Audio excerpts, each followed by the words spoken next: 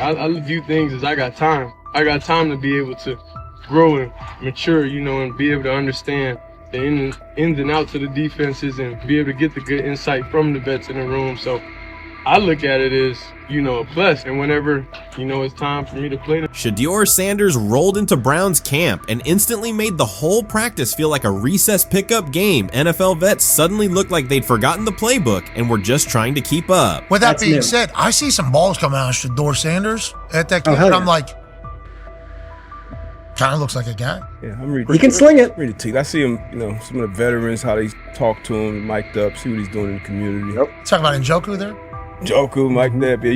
Yeah, once you see, different little interactions and things like that, I know he has the talent. We'll see. It'll be a competition that usually brings the best out of guys, especially young guys. So I'm interested to see how that quarterback situation. Right after Shedeur Sanders tightened his cleats and the Browns settled in for what they figured was a routine camp day, the whole vibe tilted sideways. No blazing comet, no UFO touching down at midfield, just a swagger-charged quarterback striding in like he'd crashed the wrong league and thought, yeah, I'll stick around and run this show. The Browns had no clue what storm was rolling in. You'd expect an NFL team to do a quick scout, maybe pull up a highlight reel or two, but nope. They greeted Shedeur with a shrug, only to watch him seize the field on snap one and run the whole operation like a seasoned pro. First and foremost, he's been the best quarterback in camp. Now look, Joe Flacco ain't had many opportunities. There was a whole day I saw he didn't throw the ball at all. Here's my theory on the situation. They already know who's starting in the number 2 is. They already know. Joe Flacco and Shedeur Sanders is already locked up. You're missing the boat, people. You're missing the boat.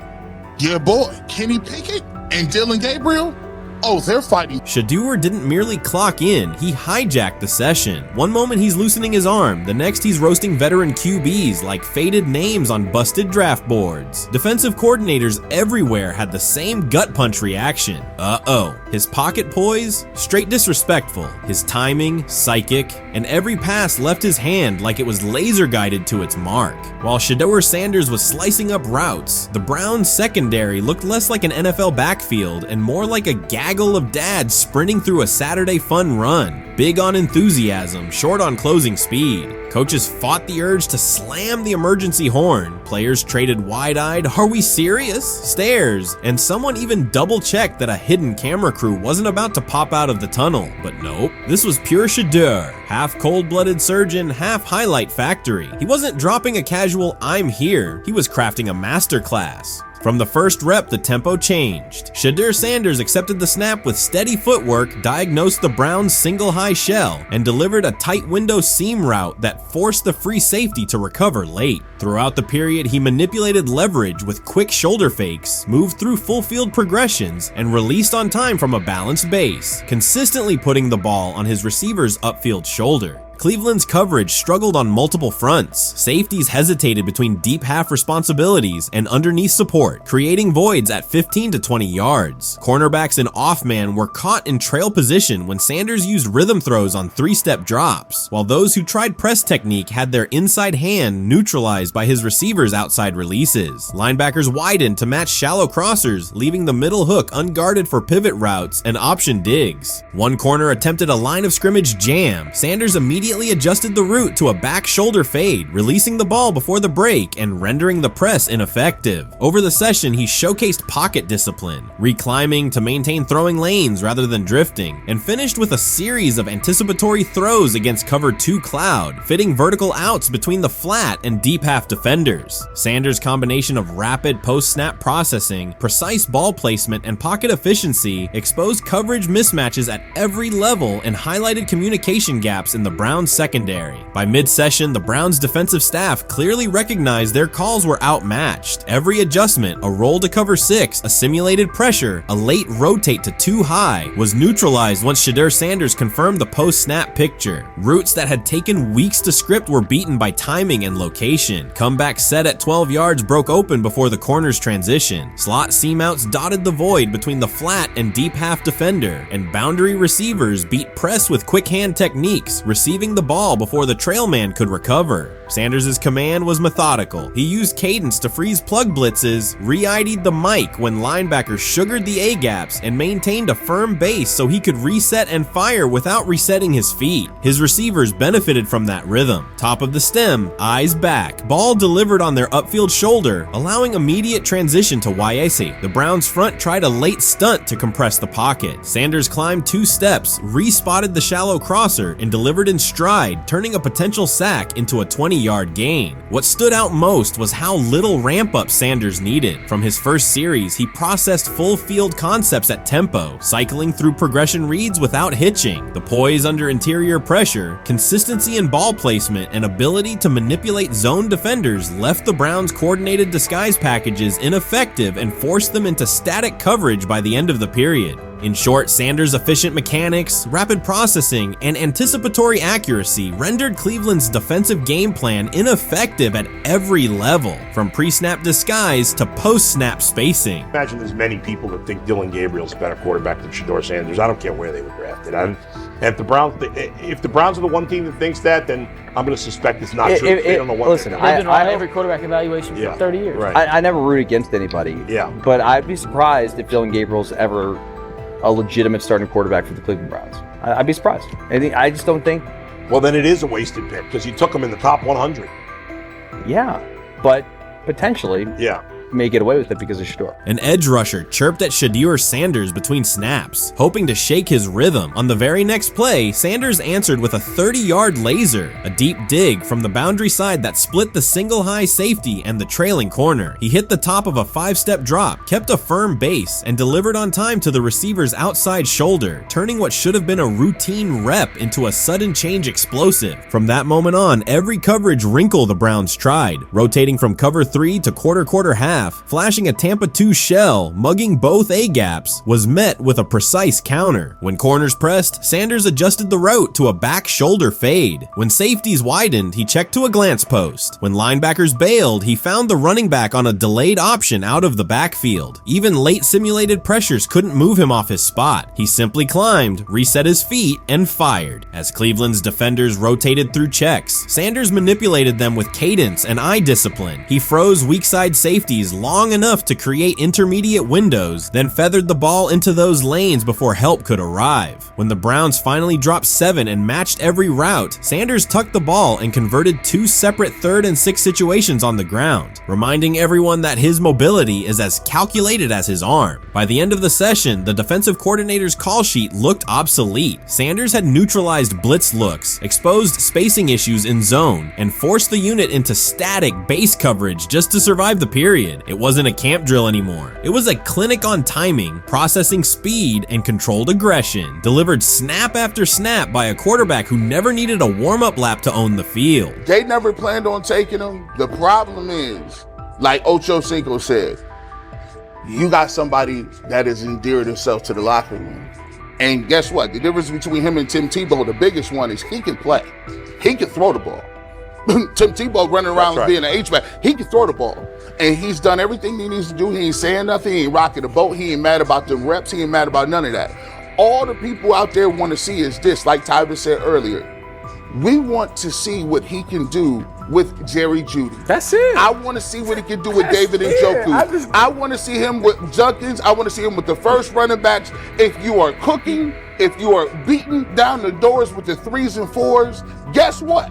You deserve more. From the first team period on, Cleveland's secondary looked a step slow. A deep third safety hesitated on a post-snap rotation, leaving Shedeur Sanders free to climb the pocket and fire a 22-yard out that arrived before the defender could plant and drive. The supporting cast around him, players fighting for roster spots, not Pro Bowl invites, benefited from his command. Sanders used tempo to control the defensive front, altered protections at the line, and located throwing lanes so quickly that one receiver didn't register the catch until he crossed the goal line. As the Browns tried new personnel groups, coverage busts multiplied. Starters slipped out for hamstring stretches while rookies rotated in, only to find the ball arriving on their blind side before they'd completed a midpoint squeeze. On a later 3rd and long, Cleveland finally closed the interior rush lanes, compressing the pocket with 3 defenders. Sanders pivoted through the traffic, stepped into a narrow escape window, and without resetting his shoulders, whipped a no-look pass to the boundary curl for a fresh set of downs. The throw turned a potential sack into an explosive play and left the coaching staff scrambling for answers. The people who are fascinated by Shedeur for whatever reason, whether it's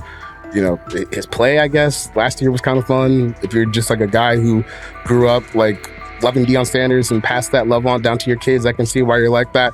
The one thing I will give them is you're looking at this quarterback room. If you're a fan of Shedeur and say, why can't he go beat Dylan Gabriel or Joe Flacco or Kenny Pickett?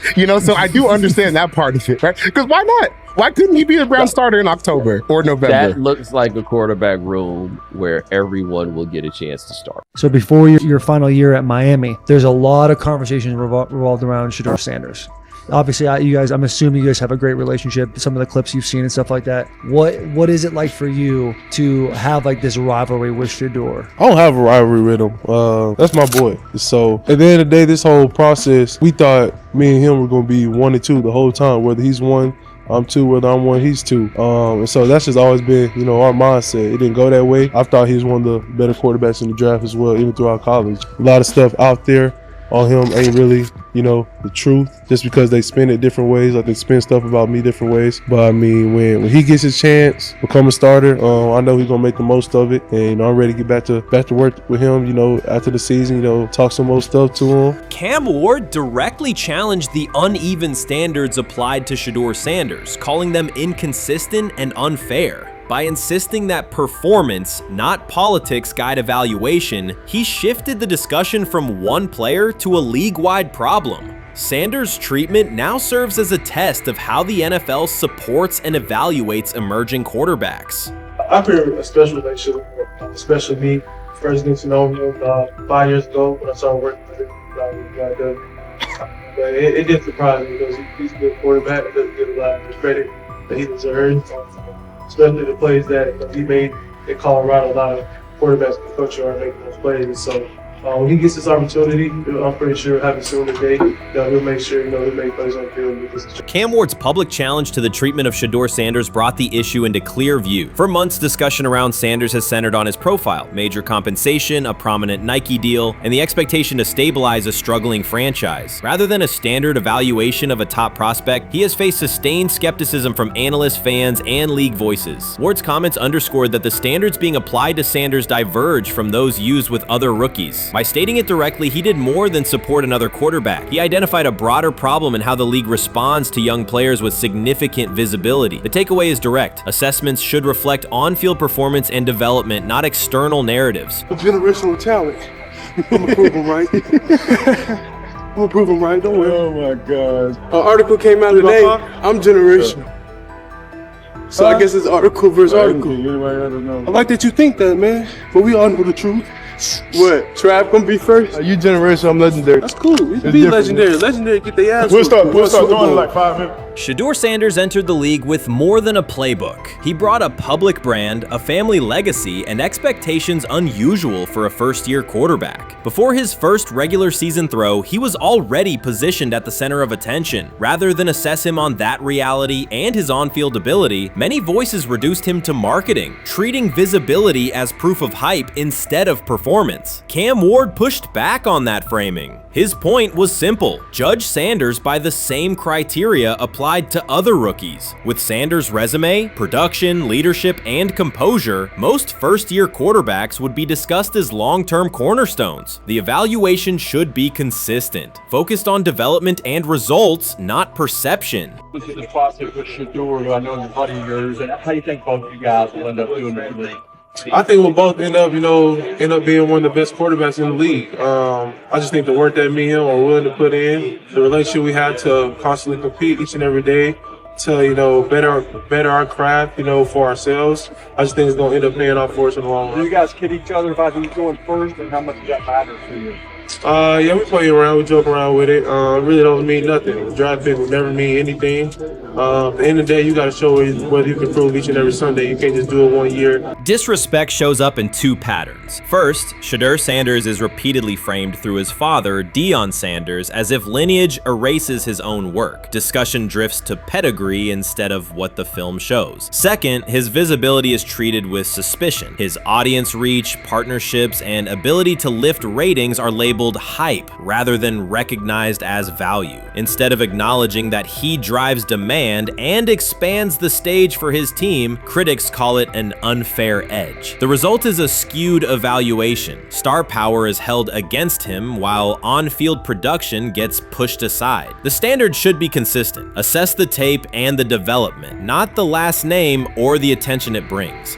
Well, Ward were microfacts. Cam Ward's remarks went beyond defending Shedeur Sanders. They confronted how the league manages star power. The reality is simple. The NFL markets visibility, but resists it when a player doesn't follow the expected script. Rookies are supposed to be quiet, deferential, and grateful for limited leverage. Sanders arrived with leverage, brand reach, major endorsements, and confidence. And that presence was recast as entitlement. Instead of treating those factors as earned advantages, much of the commentary used them to diminish him. Ward called out that contradiction. The same influence the league sells to audiences is criticized when a young player exercises it. His point is a standards problem, not a personality dispute. Evaluate Sanders on his preparation, leadership, and results. Don't penalize him for having a platform or for using the leverage that the modern NFL itself helps create.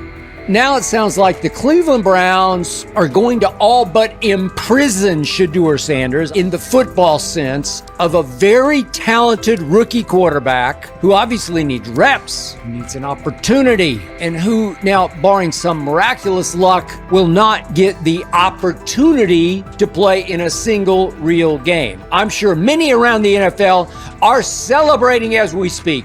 They are chuckling about this. Many in the NFL wanted to teach Shedeur and his daddy. Cleveland became the center of the conversation. With Shedeur Sanders attached to a major Nike partnership, the expectation was straightforward. He should be given real game reps. The Browns instead leaned on Joe Flacco as the default choice, treating stability as the safer path while sidelining a quarterback with clear cultural and commercial pull. Each week Sanders didn't see the field, scrutiny grew. Commentary questioned the value of his contract environment and relevance, and fan debate shifted from development to doubt. That wasn't measured evaluation. It was a delay framed as prudence that eroded confidence in the process. Cam Ward reset the terms of the debate. He pointed to an uneven standard. When veterans or other young players secure significant endorsements, it's considered smart business. When Sanders does it at scale, it's recast as ego or hype. Even the scope of his off-field agreements became ammunition against him rather than evidence of market demand. Ward's position is simple. Use one standard. Assess Sanders on preparation, decision-making, and progression, not on discomfort with his platform. Treat visibility as an asset, not a disqualifier. The issue isn't attitude or branding, it's the consistency of the evaluation. Ward called it directly. The treatment has been unequal, and it should be corrected by aligning opportunity with performance criteria. Fans need to recognize there's not a team in the league he'd start for. Not one. That's not ridiculous, that's not unfair, that's not a vast conspiracy. Shedeur Sanders fans are Angel Reese fans. They're just fair weather fans who don't really give a fuck about the sport. Most of them are just Deion fucking groupies that followed him when he went to fucking Colorado, just like Angel Reese's fans had never watched basketball prior to her playing at LSU, and they followed her to the WNBA and don't know shit about the sport. That's it. Now Deion fucking groupies are running around acting like, oh, this is payback to his dad. The timing is pivotal. Shedeur Sanders isn't trying to blend into the league's background. He's shaping the agenda. He drives debate segments, fuels short-form highlights, and moves merchandise at a pace most rookies never approach. By the metrics that define modern attention, he is the draw. Yet, a segment of observers continues to undercut him, not not because of shortcomings on tape, but because of discomfort with how prominent he already is. Cam Ward put words to what many could see. Coverage around Sanders has been filtered through reaction to his visibility, rather than a clear read of his performance and growth. The market has already weighed in. Demand is real, not manufactured. Nike's record-level rookie endorsement aligned with that reality, signaling long-term value and cultural reach. This exposes a core contradiction. The NFL depends on star power to sell tickets, fill stadiums, and boost ratings, but it resists stars who set terms on their own. Visibility is celebrated until a player exercises it. The fix is straightforward. Apply one standard. Evaluate Sanders on preparation, decision-making, and results, and treat his platform as the asset it is. If the league benefits from his presence, its evaluation practices should reflect that same reality, consistently and without penalty for scale.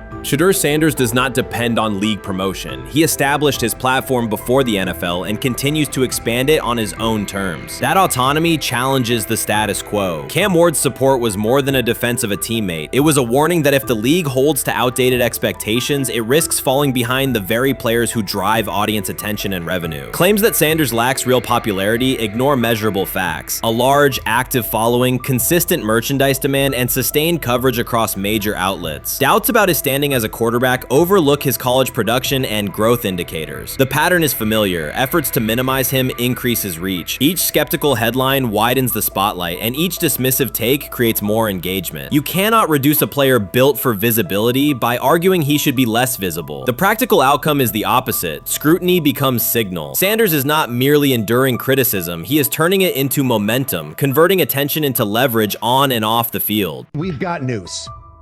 Got news about my Cleveland Browns. We've got an oblique problem. Obliques are big deals, especially when it's your quarterback. Now, he might be fourth on the depth chart, but he was number one in the preseason game last week, and he did a great job. 138 yards, 2 touchdowns. Shedeur Sanders has an oblique injury. That is not good. I do not like this. I hate this because I want to see more reps for Shedeur Sanders. Shedeur Sanders, a projected breakout this season, has been sidelined unexpectedly. The Browns coaching staff confirmed an oblique injury significant enough to keep him out of all activity. No reps, no drills, no warm-ups. Concerns are rising about how this may affect his momentum and force adjustments to the team's plan. The focus now is his recovery timeline, the impact on his development, and the next steps for the quarterback depth chart. Browns rookie quarterback Shedeur Sanders injured his oblique during practice today, putting his status in doubt for Saturday's preseason game against the Eagles. He's the latest quarterback on Cleveland's roster who has dealt with a health issue, joining fellow rookie Dillon Gabriel and Kenny Pickett. Sanders, who is trying to fight his way up the Browns depth chart, started the preseason opener last week and threw 2 practice. So how concerning is this for Shedeur as he is trying to, again, make his way up the depth chart, be QB2, potentially QB1 in the future? Dillon Gabriel taking Shedeur Sanders' QB1 spot after Sanders suffers an oblique injury is more than a roster change. It signals the staff is choosing urgency over efficiency. You do not replace a quarterback operating near a 70% completion rate with one coming off a 32% outing unless the decision is driven by desperation or poor evaluation. That is not strategy, it is avoidable loss of production. The impact on accuracy, timing, and drive sustainability is clear, and the difference is apparent to anyone watching. Well, here's what we know. I mean, after practice, Kevin Stefanski, the head coach of the Cleveland Browns, was not available to the media, but I did talk to him on the field as the players were coming off, and he told me that Shedeur Sanders complained of oblique soreness during the warm-ups this morning. Shedeur Sanders' absence isn't just a gap in the lineup, it's a setback for the entire offense. He thrives under pressure and makes throws others won't attempt. When he's healthy, every pass has intent, every drive has rhythm, and opposing defenses know they're in for a long day. Replace him with Dillon Gabriel and the defense senses an opening. Corners press tighter, safeties cheat down, and linebackers blitz more aggressively because they don't expect the same timing, velocity, or accuracy. Yes. I mean, yeah, I'm a fan. I'm not even going to try to hide it. Rich gets You guys are fans. Like, you guys talk about Cleveland Browns quite a bit. Yeah, it's almost annoying to me. It aggravates people. Like, people don't like the fact that Rich talks a lot They about must love Shedeur. I'm here. But it's like, you have a friend, and that friend's child is following in the family's footsteps. You want them to do well. I don't know why people have such an issue. I know Rich is supposed to be impartial, but it's kind of hard when you have that type of tie to it. But yeah, I'm rooting for Shedeur, man. And Dillon Gabriel's 32% completion rate isn't just poor, it's untenable at this level. A number that low needs no context. It means 2 misses for every completion. Weather, opponent, and play calls are secondary when efficiency is that limited. That output does not sustain drives or keep the full playbook viable, yet he is starting while Shedeur Sanders is sidelined. The contrast is clear. Sanders brings accuracy, timing, and command. Gabriel's recent performance reflects inconsistency and missed opportunities. Choosing Gabriel under these circumstances reduces offensive reliability and invites defensive pressure. It is a decision that sacrifices efficiency and field position. So it'll be interesting to see what happens with Dillon Gabriel, but to the Shedeur Sanders point, it is unfortunate because I thought he was gaining some momentum. I know the practice that they had before they left for Philly, Daniel Oyefusi reported that he actually took the most reps of all of the quarterbacks. And that was the first time that had happened. It was the first time that he had went ahead of Dillon Gabriel, practicing with the twos, etc. So, like, coming off that stout performance against the Carolina Panthers, he was gaining momentum. If this were a clean evaluation, there would be no debate. Shedeur Sanders is the clear choice. He's accurate, composed, and consistent with a track record of high-level production. Dillon Gabriel remains a question mark, and not the kind that stresses defense. He's the kind that makes coaches consider leaning on the run to limit risk and protect field position. The reality is that injuries create openings for players who haven't earned them. Gabriel has stepped into QB1 while Sanders is out, but that reflects circumstance, not superiority. We don't know the severity of this oblique injury and whether it will even keep him out of Saturday's game against the Eagles. As for moving up the depth chart, I'm the Browns preseason sideline reporter. I was there Friday night when he burst onto the stage and set the NFL world buzzing. And yes, his demeanor was tremendous. His poise was tremendous. He did the things that were asked of him. But at the end of the day, he wasn't actually asked to do all that much. The real concern is how this could attach to Shedeur Sanders' reputation. The NFL is unforgiving about availability. An oblique injury for a quarterback isn't minor. It affects mechanics, torque, and timing. Even with a strong return, the injury-prone label can linger. For the Cleveland Browns, or any team seeking stability under center, that perception is toxic. Teams don't want a player they fear won't make it through October. That's the risk. Talent doesn't always overcome league politics. Once questions about durability start, they rarely fade. They surface in contract terms, roster decisions, and sideline evaluations. So Shedeur Sanders is injured again?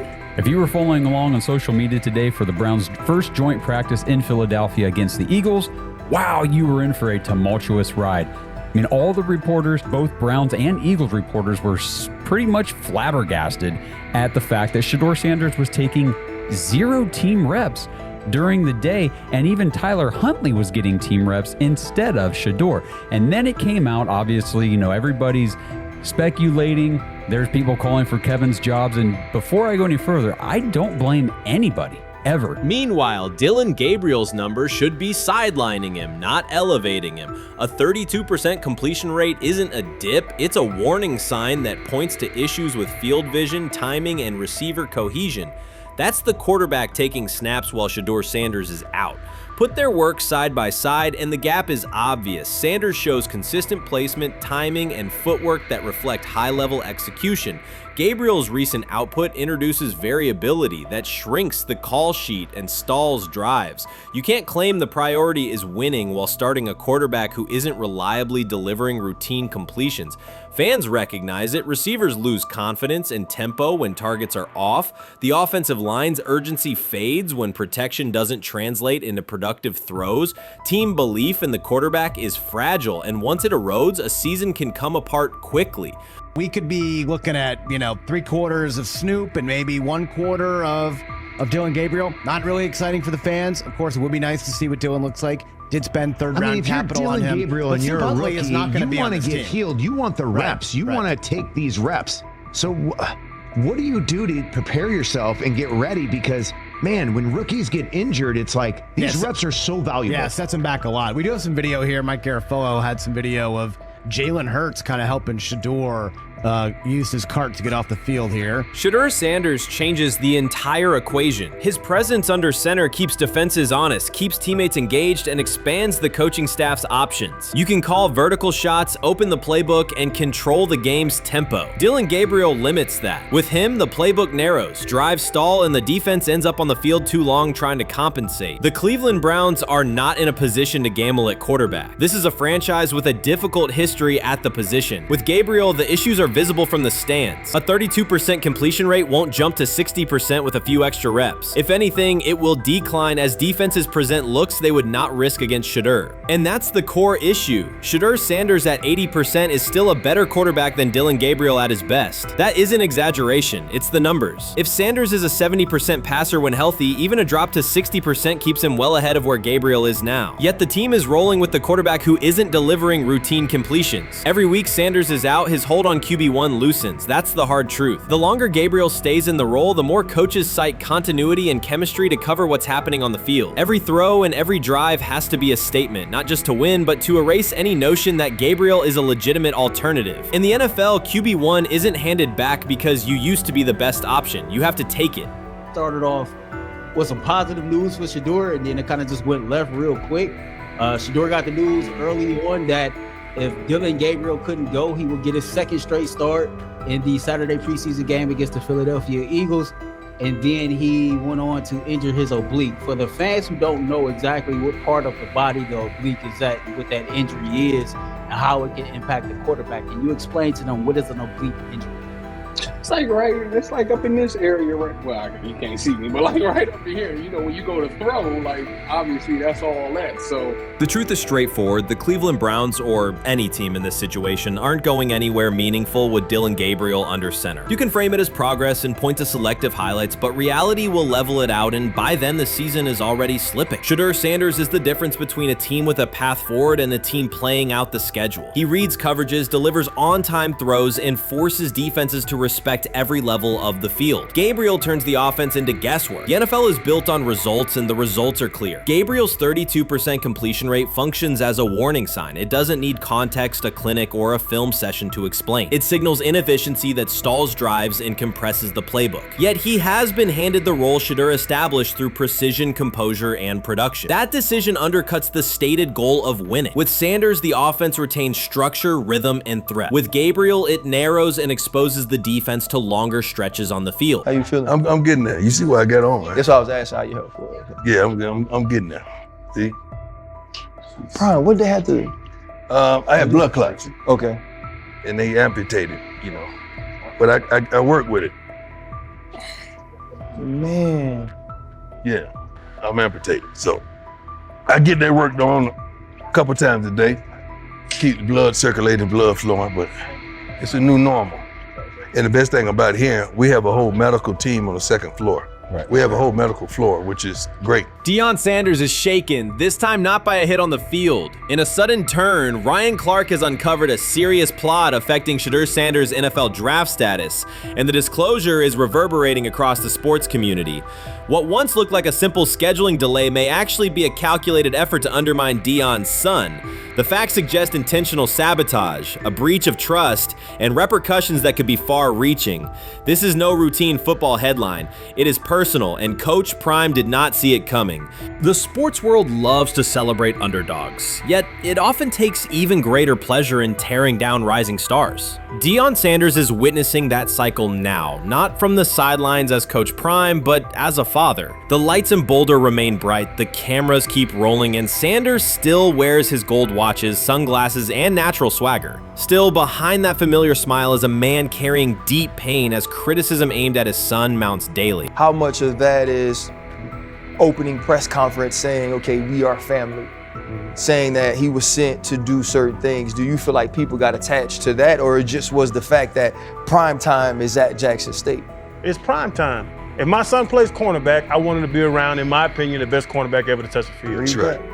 If my son played DN, I'd have to talk to you and tell me who's coaching the DNs. That's but right. I was sending my son to play for Prime. His pain does not come from critics or losses, but from watching his son, Shedeur Sanders, get pulled into a system where politics outweigh performance. By every metric, arm strength, accuracy, field vision, Shedeur belonged in the top 3 of any NFL mock draft. Defensive coordinators who tried to unsettle him know he never flinches. He owns the unteachable leadership trait that turns strong prospects into franchise cornerstones. Then the narrative shifted. Draft boards that once placed him 2nd or 3rd slid him to 5th, then 12th, and eventually out of the 1st round on some lists. Analysts grew cautious, executives became vague. The statistics stayed strong, and the game film still proved his ability, yet the buzz evaporated. The abrupt silence felt deliberate and wrong. Former NFL safety and respected analyst Ryan Clark then delivered an unfiltered disclosure, not on a scheduled TV segment, but in an unscripted comment. He stated plainly that influential figures inside the league were not overlooking Shedeur Sanders. They were actively holding him back. The motive, Clark said, was political, and the real target was Deion Sanders, Hall of Famer, architect of Jackson State's resurgence, and the coach who turned a 1-11 Colorado program into a national headline. Deion's refusal to conform, wearing sunglasses indoors, dancing with players, speaking candidly, challenged an establishment that favors predictable images and rehearsed statements. According to Clark, that resistance to tradition was not forgotten. When Shedeur displayed the same mix of talent and confidence, concern spread through front offices and media circles. Questions about leadership style and attitude surfaced. Coded language for discomfort with a quarterback who mirrors his outspoken father. Clark's point was clear. The issue is not Shedeur's performance. If he had posted identical numbers at Ohio State or Alabama, endorsements and media specials would follow. Instead, interest cooled, because the Sanders family embodies a self-made identity the league cannot easily manage. Their visible pride and independent brand challenge a system that prizes control. And that threat, not football ability, is what Clark believes is suppressing Shedeur's draft stock. When he led college football in completion percentage and he threw almost 40 touchdowns for over 4,000 yards, how tall was he? Because they make it seem like he shrunk all of a sudden, RC. Oh, how lively was his arm? Because all I know is somebody did that. Somebody threw for over 4,000 yards, somebody threw for almost 40 touchdowns, and somebody led college football in completion percentage. Now, I'm trying to figure out, what I try to figure out all the time, Mel, is how a guy that hadn't played football in almost 5 months. Shannon Sharpe has publicly defended Shedeur Sanders and criticized those questioning him. Sanders has earned higher recognition and some fans are responding negatively. Although there's debate about whether he belongs on a second team list, Sharpe maintains that Sanders' career is clearly ascending. Reactions on social media are mixed. Some users are angry, others are surprised, and a few say they anticipated this result. The conversation remains active. When reports confirmed that Shedeur Sanders had been elevated from second team to near top tier status, Shannon Sharpe issued an emphatic response. He delivered a detailed rebuttal to critics, underscoring why Sanders deserved the promotion and directly challenging those who doubted the decision. I don't think that he was underprepared during these meetings. I don't believe any of these stories that he showed up arrogant and that he was bombing his interviews. I mean, you watch the film, he's on time, he's on point. You watch his interviews, he answers like a 10-year NFL veteran. Like, he's clearly dominating OTAs. It's every single day there's a new report of how well he's doing for the Browns in OTAs. And I mean, you can say what you want, it's just OTAs. Okay, if that's your new narrative, then he's doing exactly what he needs to be doing. He's on point, he's on time, he's getting the respect of his teammates, and he's making plays. So we're gonna see years down the line, something's gonna come out that I don't know what exactly it was, but something will come out. Critics have been waiting for an opportunity to dismiss Sanders. They labeled him overrated, accused him of benefiting from nepotism, and claimed his profile came only from his last name and polished image. Within their own echo chamber, they cited every game in which he fell short of huge passing numbers as validation of their doubts. Since Sanders has begun receiving formal recognition, criticism has escalated. A wave of self-appointed analysts is dissecting his throwing mechanics and team role, and many online commentators now argue that his promotion reflects deeper problems within the sport. Shannon Sharpe rejected each criticism directed at Shedeur Sanders. During the broadcast, he turned a routine segment into a detailed examination, acting as presenter, interrogator, and fact-checker. Sharpe walked viewers through game film, season statistics, and scouting reports to show why Sanders merited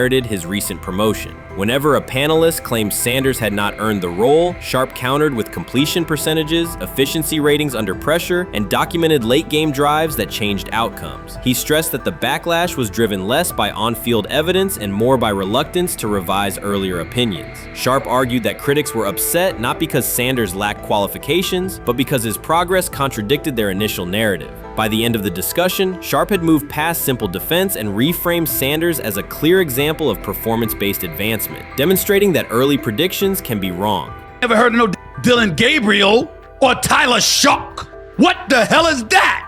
So how is Shedeur Sanders going behind them? I'll tell you how. Collusion. 4 different times they passed on him. How the hell does that happen? 4 rounds. It doesn't happen to a quarterback. We've never seen anything like this before.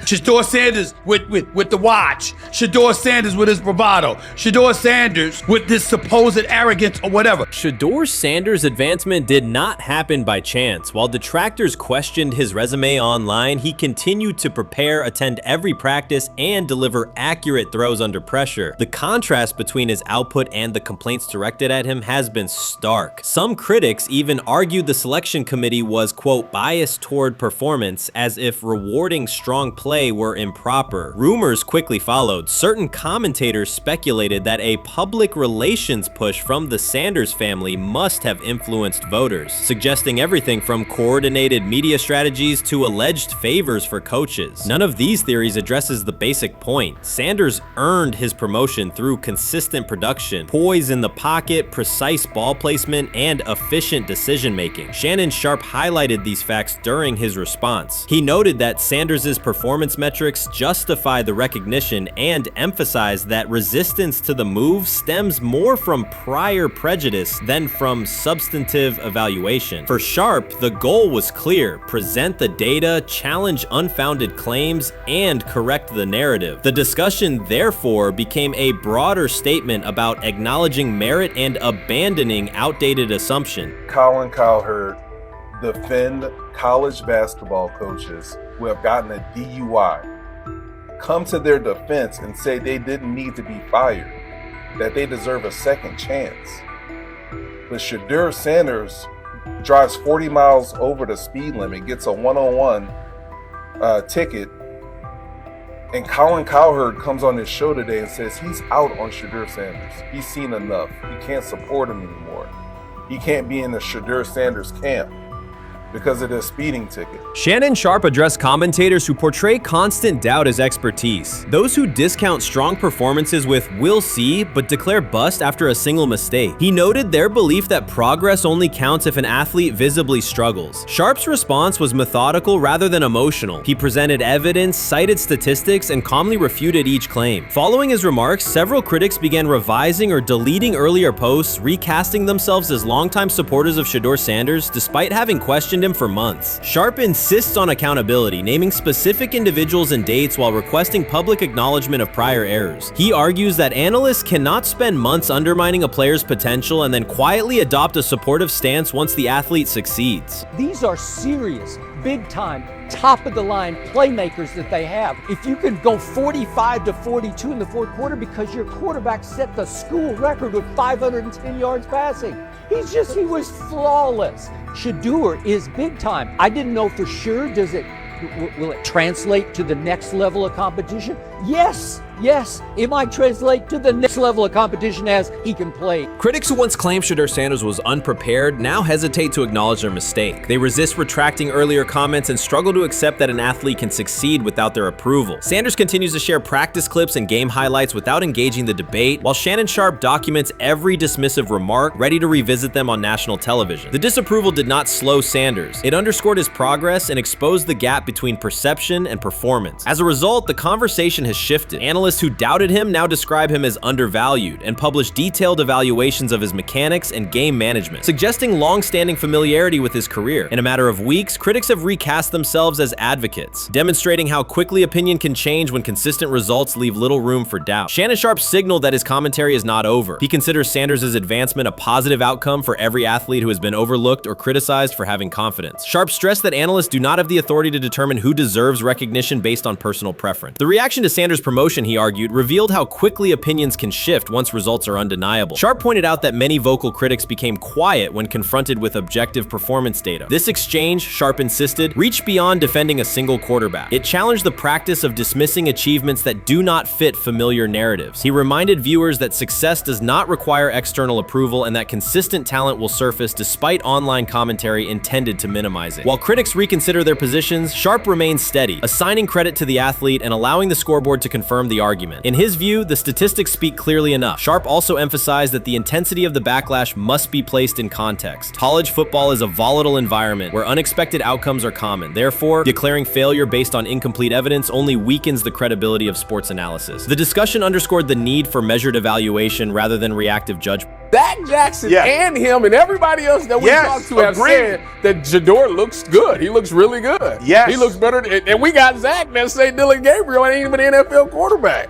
It's true. So how is it that this man can't get a rep with the ones, but that non-NFL quarterback can? We all what agree with sense that. does that make? Some observers now claim that recognizing Shedeur Sanders' strong performance undermines football's traditional standards, even though they previously argued he received coverage only because of his father. Faced with Sanders' current statistics, those critics are searching for explanations that fit their earlier narrative. The data have always been clear. Their earlier objections ignored that fact. Shannon Sharp is openly highlighting this reversal, comparing past negative remarks with Sanders' recent 400-yard games to demonstrate the gap between criticism and evidence. Sharp did not force these commentators to backtrack. He simply displayed their earlier claims alongside Sanders' results, allowing the contrast to speak for itself. So the Shedeur Sanders, I want to talk about this. So here's a prime example. Shedeur Sanders, they had 3-day mini camp for the Cleveland Browns. And now, Jimmy Haslam actually has some money. The Bengals owners and the Rooneys are near the bottom of the league in net worth. But what the Browns have is what I would call the Buffalo Bills used to have this years ago, pre-Josh Allen. What are Browns veterans saying about Shedeur Sanders behind closed doors? According to internal discussions, the feedback goes beyond casual praise. Several veterans describe his performance as franchise level. Private locker room conversations compare his command of the offense to established starters. And one senior assistant reportedly called him Sunday ready after a single walkthrough. The consensus is that front office staff and coaches have taken serious notice. Inside the Browns facility, informal conversations circulate among players and coaches. These remarks carry significant weight in personnel evaluations and often influence practice rotations. When veterans speak this strongly, the message typically reaches decision makers quickly, especially during roster planning. In short, the internal perception of Sanders is already affecting how the staff views the current quarterback depth chart. Browns vets kind of weigh in on Shedeur Sanders and how he's been since he arrived in Cleveland, in Pound Town. And I think it's very, very important that we discuss it, because it'd be really easy for these vets to, this wasn't like a on-the-record interviews. This is just kind of back channels into what the vets are saying, the rumors, but the sources telling us.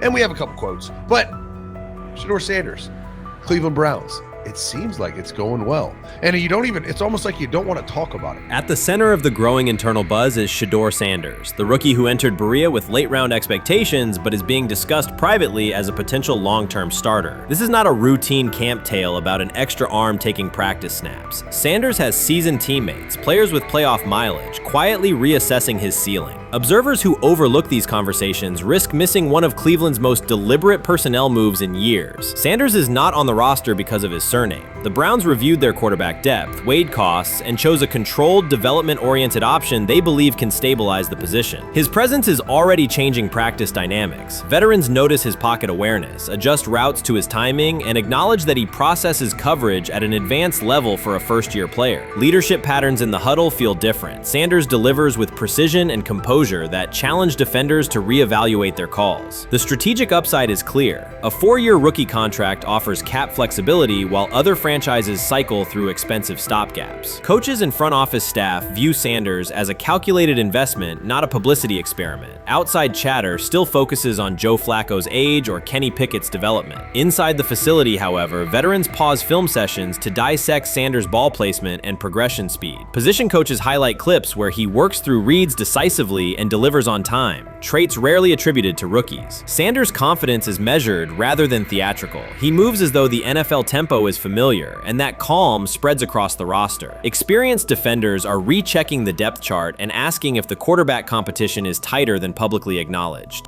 Great kid, and whether it's a following that he's earned, I mean, that's something that he's done a great job of interacting with fans, and but he is a great kid. You guys will get to know him more. He's working like crazy, just like all the guys.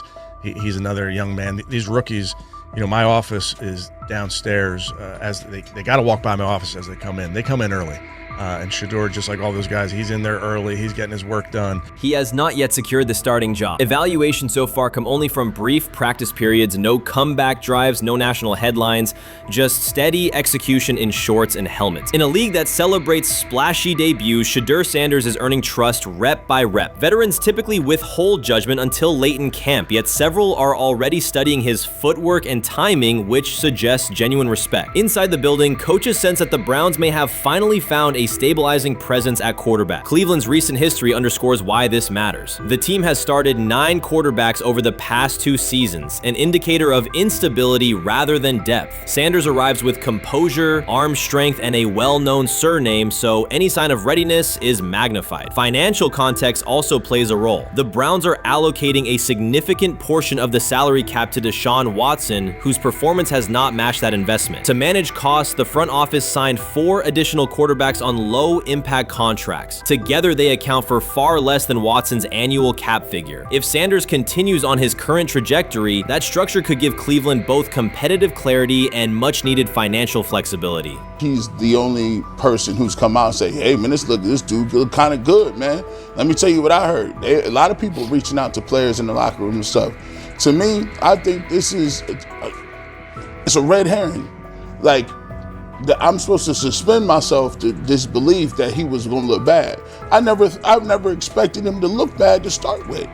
The 5th round quarterback stuff, that's involving perceptions, pre-draft analysis, and other teams. Cleveland's veterans have endured every kind of quarterback turmoil, poor reads, major injuries, shaken confidence, and sideline disputes. When a young quarterback like Shedeur Sanders steps in and appears composed rather than overwhelmed, people notice. The attention comes not just from coaches and reporters, but from the linemen and defensive leaders who have watched previous backups struggle. They are not exchanging doubts, they are sharing nods of approval. Sanders demonstrates instinctive pocket awareness, reliable accuracy, and steady poise, qualities that quickly circulate through team conversations. After years of instability under center, the Browns need someone who can remain calm and effective deep into the season. Although expectations have fallen over time, genuine interest is growing. Praise is coming from teammates who rarely commend anyone unless his performance demands it. What do you think is happening in Browns camp? What do you think is going to happen there before I let you go, Lewis? I think it really does. It really does all depend on how Kevin is able to, as it relates to Shedeur, work him in enough.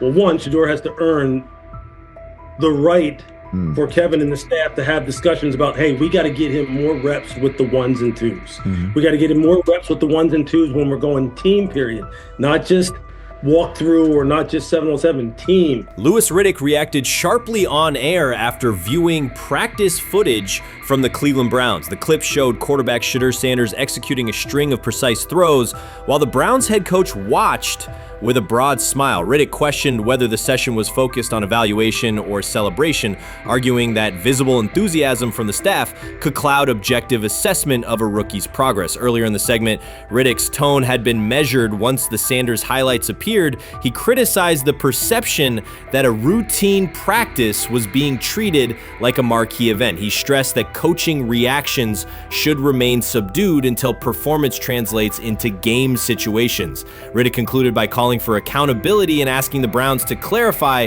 how they plan to manage expectations for Shedeur Sanders as training camp continues.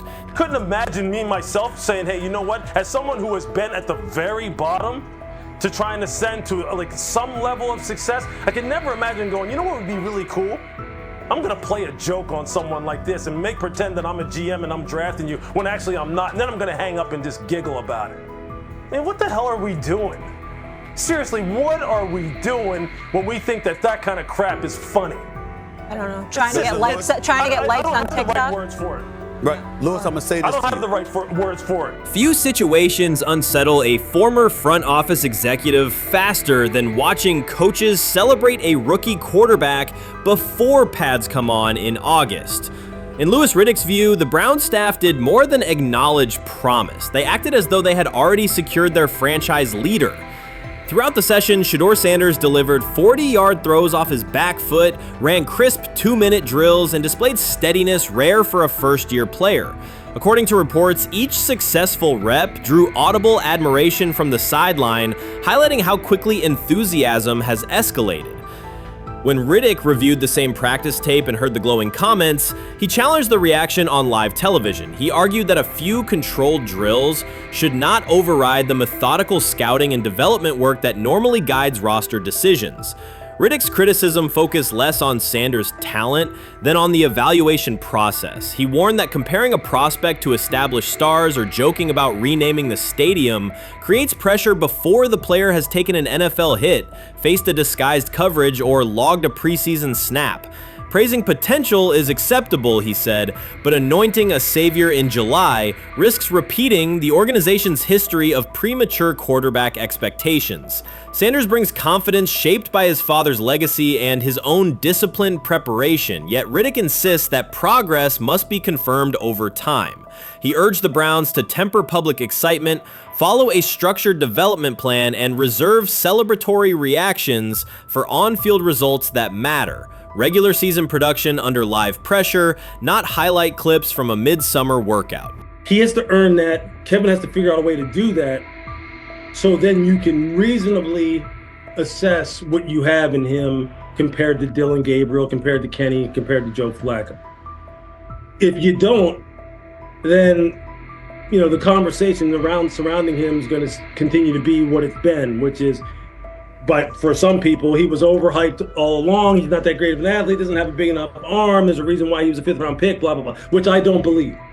I believe if he is given enough reps, earns enough reps, and then is given enough reps in meaningful situations, he can throw the ball just as good as Joe, if not better, just as good as Kenny, if not better, just as good as Dillon Gabriel. After more than 2 decades in personnel and broadcast analysis, Louis Riddick was dismayed to see a franchise bypass basic evaluation standards after only a series of eye-catching minicamp throws. Reviewing practice footage from Cleveland, he observed Shedeur Sanders drilling 40-yard passes against uncovered receivers and running 2-minute sequences with poise. In Riddick's view, those reps, conducted without pads, contact, or a disguised rush, show arm talent but reveal little about how a rookie handles game pressure. Riddick said the Browns' reaction drifted from objective assessment to outright admiration. Multiple reports indicated coaches were sketching new concepts for Sanders during dinner and referring to dedicated Shedeur packages well before a padded practice. Even the veterans in the quarterback room showed no visible alarm, a sign that staff excitement had already reset the internal depth chart conversation. The analyst emphasized that his concern is not Sanders' skill set. He acknowledged the quarterback's arm strength, footwork, and composure, but rather how quickly the club appears willing to declare him its long-term answer. Riddick cited several past prospects who received similar midsummer acclaim only to stall once real competition began. Given Cleveland's long history of quarterback turnover, he argued the organization should focus on incremental milestones, processing post-snap reads, surviving live pass rushes, and rebounding from mistakes on Sunday afternoons. Riddick urged the Browns to temper expectations and follow a structured development plan so Shedeur Sanders can progress without undue pressure.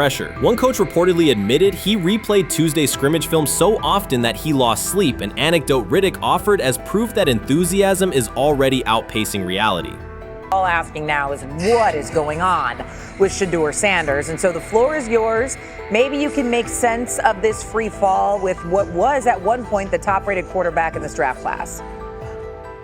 Yeah, see, I think at this point in time, this really isn't a football discussion any longer. This is a personal discussion. This is about it's a fit discussion. It's whether or not teams are just comfortable with everything that comes along with Shedeur in terms of who he is as a person, all the people that are surrounding him in terms of his inner circle, and whether or not teams deem that to be something that they're comfortable with. Right or wrong, that's the only conclusion you can really come to at this point. Louis Riddick voiced an escalating concern during the segment. Having witnessed numerous quarterback setbacks in his career, he worries another may be forming, not because Shedeur Sanders lacks talent, but because the praise around him is growing without restraint. Sanders has simply attended practice, delivered accurate passes, led the huddle, and shown the composure expected of an NFL player. Riddick fears the Browns' reaction, treating routine drills as proof of long-term success, risks setting premature expectations. He cautioned that the organization seems ready to celebrate a franchise savior before Sanders has taken a competitive snap, noting that such early adulation has derailed promising prospects in the past and could impede Sanders' measured development.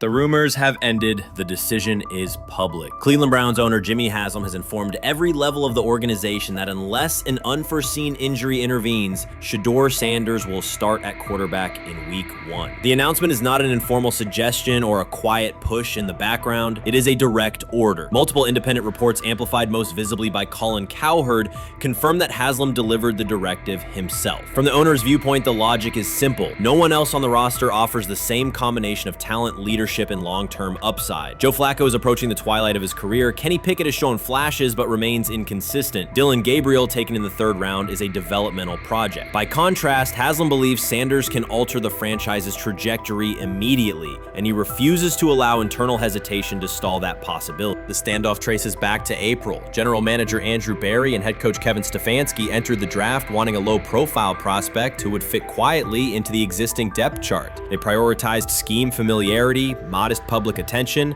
and a clear developmental timeline. When the board lined up, they reached for Gabriel in round 3, reasoning that an early investment would justify keeping a rookie on ice behind the veterans. But Sanders continued to slide, first through day 2, then deep into round 5. Haslam watched the names come off the board, convinced the league's bias against Deion Sanders' outspoken son was obscuring legitimate first-round talent. When Cleveland's 5th-round pick arrived and Sanders was still available, Haslam intervened. He did more than approve the choice. He overrode the original plan, making it clear that the organization would select Sanders and give him every chance to compete. From that moment on, the Browns' internal narrative splintered into 2 camps: those ready to accelerate around their owner's vision, and those still trying to protect their original approach. Once rookie minicamp began, Sanders erased much of the speculation. He commanded huddles, processed coverages quickly, and delivered throws with anticipation that belied his draft slot. Teammates noted his willingness to accept blame for missed timing, then correct the error without dramatics. While Flacco and Pickett split most first-team reps, Sanders treated limited opportunities as full-speed auditions. During organized team activities, he identified blitz looks, redirected protections, and consistently found his second read when the primary route was covered. More than one defensive veteran told local reporters that Sanders looks like the best arm in the building. That assessment forced Berry and Stefanski to reevaluate their timetable. They could no longer label Sanders a long-term project without contradicting on-field evidence. Drafting Gabriel 2 rounds earlier had provided the staff an excuse to slow roll Sanders' ascent. Coaches could point to investment cost, meeting room familiarity, and installation comfort to justify Gabriel's snap share. Yet each practice rep in which Sanders outperformed the 3rd rounder weakened that shield. Behind closed doors, position coaches began requesting more Sanders film for cut-ups, and offensive assistants quietly shifted meeting questions toward concepts the rookie already executed well. By mid-June, Berry himself started describing Sanders not as a developmental asset, but as a competitive option. Those subtle linguistic changes signaled the front office's recognition that the narrative had moved beyond their control. Haslam's history with quarterbacks is well documented. His pushes for Johnny Manziel, Baker Mayfield, and Deshaun Watson were high-visibility swings, each driven in part by a desire to generate excitement as well as wins. Critics highlight those choices to question his evaluation track record, yet Haslam perceives Sanders differently. Where Manziel carried off-field concerns, Sanders brings a reputation for professionalism. Where Mayfield's leadership style divided veterans, Sanders' approach has united receivers and linemen. Where Watson's trade involved unprecedented controversy, Sanders arrived at minimal draft cost. Haslam sees a rare chance to capture star potential without mortgaging the future, and he is unwilling to cede that upside to cautious pacing. Cleveland supporters, weary of revolving door quarterbacks, have rallied around Sanders with unexpected speed. Sales of customized Sanders number 2 jerseys surged within days of rookie minicamp. Training camp ticket requests spiked once local media circulated videos of Sanders making NFL-caliber anticipation throws during 7-on-7 periods. The mood in Northeast Ohio has changed from tentative hope to active belief. Longtime season ticket holders who once shrugged at preseason storylines now debate Sanders' footwork at neighborhood barbecues. Social media engagement for Browns content has climbed, driven by highlight compilations of the rookie threading seam passes between linebackers and safeties. All of this places Kevin Stefanski in a fragile position. If he opens week 1 with a veteran starter and the offense sputters, criticism will be swift. Each stalled drive drive will be interpreted as evidence that he ignored the owner's edict and the fan base's intuition. Conversely, if he names Sanders the starter solely under pressure, any early struggles could be framed as proof that Sanders was rushed, further exposing Stefanski to blame. The only sustainable solution is conviction. Either stand behind a veteran with clear strategic reasoning or embrace Sanders fully and structure the offense around his strengths. Splitting the difference, rotating series, delaying first-team reps, or using vague competition language will satisfy no one and likely jeopardize locker room clarity. Sanders' personal approach has reinforced Haslam's confidence. Instead of taking post-draft downtime, he traveled to Texas to train in full Browns gear at facilities near his father's home. The leaked clip of Sanders executing footwork drills in helmet and pads wasn't a marketing ploy. It was a glimpse into a quarterback visualizing Week 1 live. Team personnel who viewed the footage recognized purposeful rehearsal, cadence calls, pocket movement against simulated pressure, and follow-through adjustments based on imagined rush lanes. Observers asked why a rookie would conduct such intense solo sessions in May. The answer is straightforward. Sanders does not view himself as a developmental pick. He considers himself the starting quarterback of the Cleveland Browns and prepares accordingly. On pure ability, Sanders' arm strength ranks with the league average for starters. His accuracy to the intermediate middle, an area where the Browns' current scheme generates high leverage completions, has drawn consistent praise from receivers. The primary areas still under review are blitz recognition and live bullets and timing on deep outbreaking routes versus press coverage. Those developmental checkpoints are significant, yet daily practice reps show acceleration. In contrast, Flacco's mobility limits the boot action game that Stefanski installed to help Mayfield early in his tenure. Pickett can extend plays, but struggles to attack tight windows between linebackers and safeties, an essential requirement in Cleveland schematics. Gabriel remains an unknown at NFL speed. Thus, the competitive landscape favors Sanders sooner than the coaching staff originally planned. The franchise now stands at an inflection point. Haslam's mandate, the locker room's growing support, and the fan base's enthusiasm all tilt towards Sanders. The front office's earlier strategy, anchored in patience and quiet development,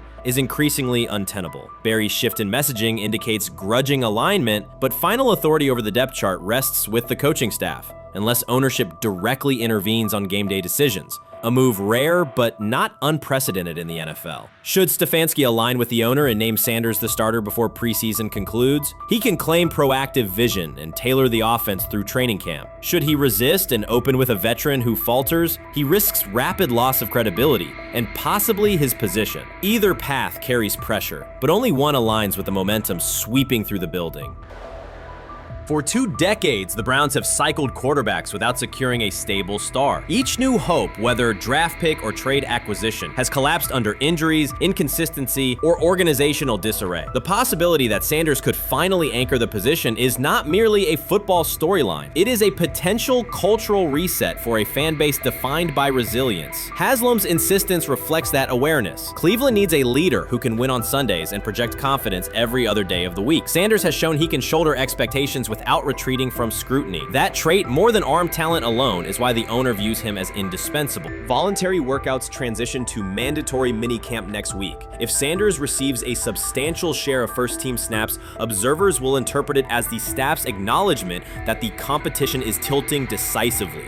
A public declaration may not follow immediately, but every rep allocation is a signal. If, however, the staff continues funneling most top unit snaps to Flacco or Pickett, tension will escalate. Local media will question the evaluation process. National analysts will debate the merits of letting a rookie learn through live action versus controlled practice. Inside the facility, players will recognize any disconnect between performance and opportunity, and unity could fray. The Browns have reached a decisive moment. Shedeur Sanders has demonstrated the skill, poise, and work ethic to justify starting in Week 1. Jimmy Haslam has publicly positioned him as the future, and by implication the present, of the franchise. Kevin Stefanski and Andrew Barry must either endorse that vision or brace for the consequences of delaying it. For Cleveland fans, the significance is clear. A legitimate chance to exit the cycle of quarterback uncertainty and rally behind a signal caller capable of commanding the field and galvanizing the city. Whether that opportunity is seized promptly or postponed will define the Browns' 2025 season and likely the tenure of the decision makers involved. Urban Meyer's roster history underscores the absurdity.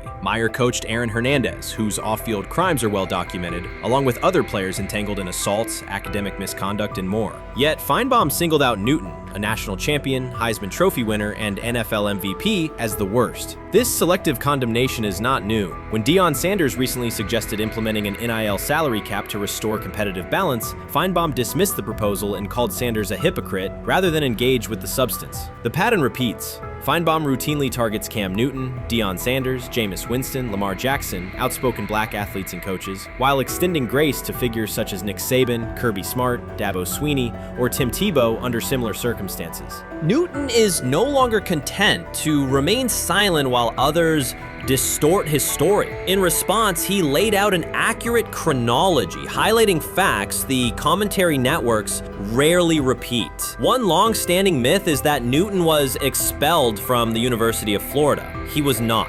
Tim Tebow held the starting job unchallenged, and Meyer had no intention of displacing his star. Like thousands of athletes each year, Newton transferred to find a place where he could play. The move was strategic, not disciplinary. He is, with 3-2-2-5-3-17 to transfer to and more back, Meyer was. Critics habitually resurrect the 2008 laptop incident to tarnish Newton's entire career. Newton has acknowledged the mistake, but its relevance is overstated. The incident did not prompt his transfer, nor did it derail his trajectory. After leaving Florida, Newton enrolled at Blinn College, a Texas JUCO powerhouse, and led the Buccaneers to a national championship while posting dominant statistics. That performance earned him the opportunity to transfer to Auburn. At Auburn, Newton produced one of the most extraordinary single seasons in collegiate history. More than 4,000 yards of total offense, 50 combined touchdowns, an SEC title, a national championship, and the Heisman Trophy. Achievement compressed into a single year under intense scrutiny. Even that landmark season is recast by Feinbaum as a cautionary tale.